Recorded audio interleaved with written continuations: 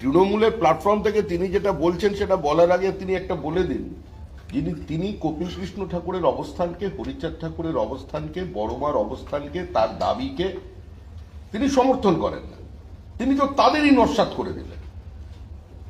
যে মতুয়া মহাসংঘের দীর্ঘদিনের দাবি, এই নাগরিকত্বের দাবি, সেই দাবি যখন বাস্তবায়িত হচ্ছে, যখন সমস্ত ক্লাসিফাইড সিস্টেমকে সরিয়ে দিয়ে সরাসরি প্রত্যেককে নাগরিকত্বের ব্যবস্থা করা হচ্ছে, সমস্ত বাধা যখন হোম মিনিস্ট্রি এবং দেশের প্রধানমন্ত্রী মাননীয় অমিত শাহ এবং আমাদের প্রধানমন্ত্রী মোদীজি যখন সেই ব্যবস্থা করে দিয়েছেন, তাদের বাড়িতে বসে, ওই ঠাকুর বাড়িতে বসে যে দাবি বড়মা করেছিলেন এবং যে প্রতিশ্রুতি মোদীজি দিয়েছিলেন, মমতা বন্দ্যোপাধ্যায় ঠাকুর তো সেটাকেই অস্বীকার করছেন।